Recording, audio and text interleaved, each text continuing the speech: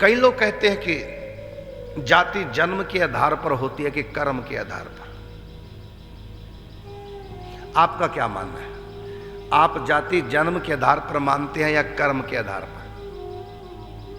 बोलिए आप। हैं? इस समय स्कूलों में पढ़ाया जा रहा है कर्म के आधार पर। जो जैसा कर्म करेगा उसकी वही जाति है, जन्म चाहे कहीं भी हो।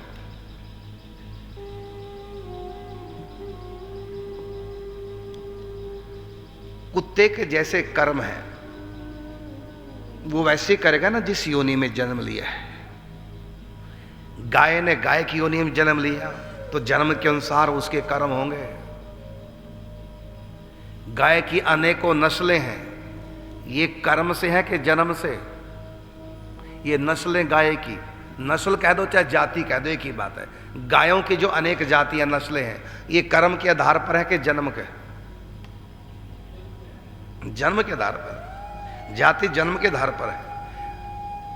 हर चीज में जातियां होती है। कपड़े की जाति, जो कपड़ा पहनते उसमें कई जातियां हैं, कई क्वालिटी हैं, कई नस्लें हैं, कुछ भी कह रहे हैं। लकड़ी में कई प्रकार की, गेहूं कितनी नस्लें हैं गेहूं की, चावल की कई जातियां, सेब कई जातियां सेबों की, आलू कई जातियां हैं, गन्ने की कई जातियां हैं।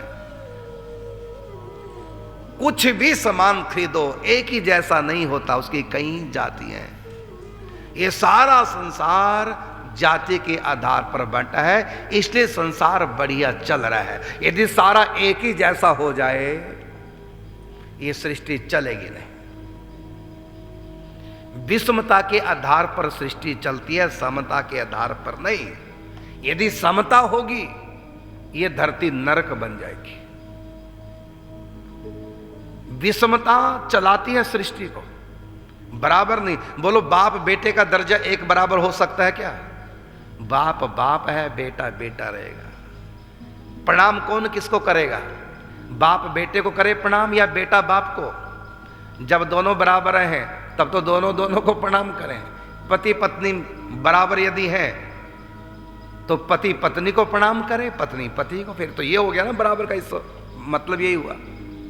लेकिन बराबर सृष्टि हो नहीं सकती। भगवान ने कहीं भी बराबर एक चीज दूसरी चीज से बनाई नहीं। आपके अंगूठे की जो रेखाएं हैं सबके एक जैसी नहीं, सबके अलग अलग। अंगूठा लगाओ सबका अलग अलग होगा। हमारे शरीर पर हजारों बाल हैं, एक बाल दूसरे से मैच नहीं करता। हजारों लाखों करोड़ों अरबों नाक हैं, किसी का नाक किसी से मेल नहीं खाता, किसी की आंख किसी से मेल नहीं खाती, किसी का रूप रंग किसी से मेल नहीं खाता।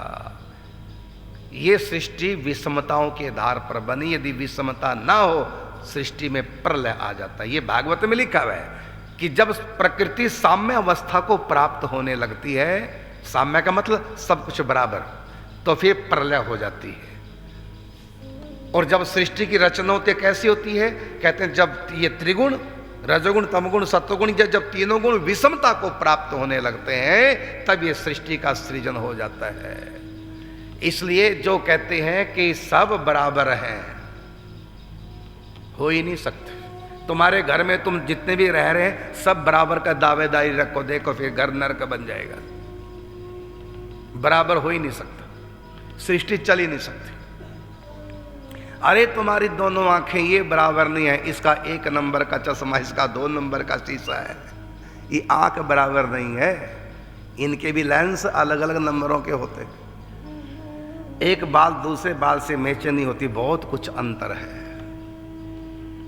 सब जगह जाती है हर चीज में। ये माइक मेरे सामने लगा, क्या सारे माइक ऐसे ही होते हैं? अलग अलग क्वालिटी है हर माइक की, अलग अलग कीमत है, अलग अलग अंग आकार है, सब फूल अलग अलग। बगीचे में सारे फूल एक ही जैसे हो, एक ही रंग के हों तब अच्छे लगेंगे, या विविध रंग के हों, विविध आकार प्रकार के हो, अच्छा कब लगेगा? सब एक जैसे हो तब अच्छा है कि अलग अलग आकार प्रकार हो तब अच्छा है? यदि सारे एक ही जैसे बन जाए, सारे अमीर अमीर बन जाए, तो बोलो फिर अमीरों की फैक्ट्री में वर्कर कौन बनेगा? मकान तुम्हारे कौन बनाएगा?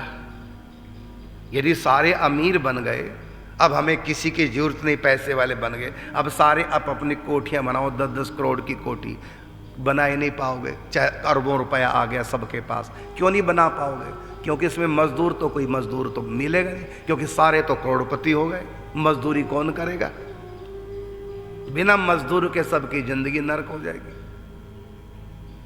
लगा लो फैक्ट्रियां, अरबों रुपए मिल गए सबको, 1-1 अरब रुपया सबके पास आ गया, लगाओ जरा फैक्ट्रियां, एक भी वर्कर नहीं मिलेगा काम करने वाला, क्योंकि सारे तो बन गए अरबपति, काम कौन करेगा? मैं भी रानी तू भी रानी, तो कौन भरेगा पानी? जीवन नरक बन जाएगा।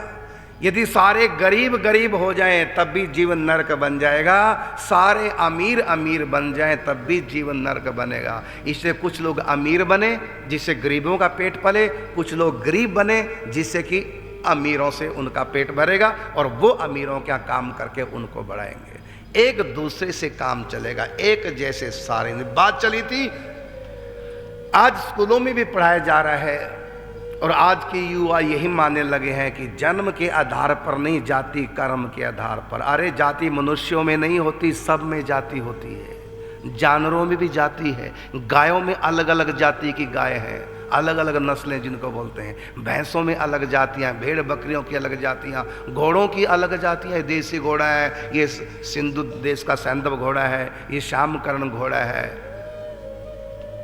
ये चौकड़ी घोड़ा है। तो घोड़े की अनेक अनेक जाति है। जब सब जगह जातियां हैं तो क्या मनुष्यों में नहीं होंगी जातियां?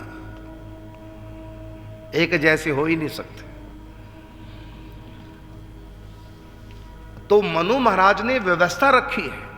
अब प्रश्न है, जो कहते हैं हम जन्म के आधार पर जाति मानते हैं, अब मैं उनसे एक प्रश्न करता हूं,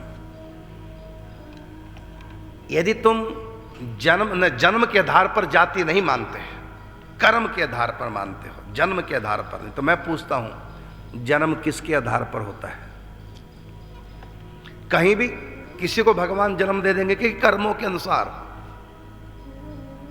किसी का जन्म किसी भी वर्ण में हो, अमीर घर में, गरीब घर में, ब्राह्मण क्षत्रिय वैश्य शूद्र, किसी का जन्म कहीं भी हो, तो बोलिए ये कर्मों के अनुसार जन्म होता है या कहीं भी किसी को जन्म दे देंगे भगवान?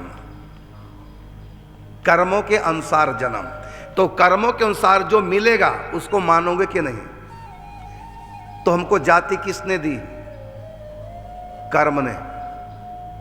कर्म के अनुसार तो हम जाति में जन्म लेंगे, अमीर गरीब घर में जन्म लेंगे, अच्छे बुरे माता पिता के घर में जन्म लेंगे, गरीब अमीर में। ये किसके अनुसार जन्म लिया? कर्म के अनुसार। तो जन्म जो हुआ हमारा वो कर्मों के अनुसार। तो कर्मों के अनुसार हमको जो मिला है, माता पिता, जन्म, शरीर, जो भी हमको मिला है जन्म के समय, बोलो वो हमारे कर्मों का फल है कि नहीं है? उसको मानोगे कि नहीं मानोगे? जन्म को मानोगे कि नहीं मानोगे? तो जन्म के आधार पर हमको जाति मिलती है, जन्म के आधार पर हमको अमीरी गरीबी। एक व्यक्ति जन्म लिया, जन्मते ही हाथ में कटोरा, गरीब घर में। एक व्यक्ति करोड़पति के घर में जन्म हुआ, जन्मते ही करोड़पति बन गया। यह है पूर्व जन्मों का कर्म के अनुसार। तो जन्म, जाति, कुल, परिवार, सब कुछ हमको कर्मों के अनुसार प्राप्त होता है, इसलिए हमको मानना चाहिए।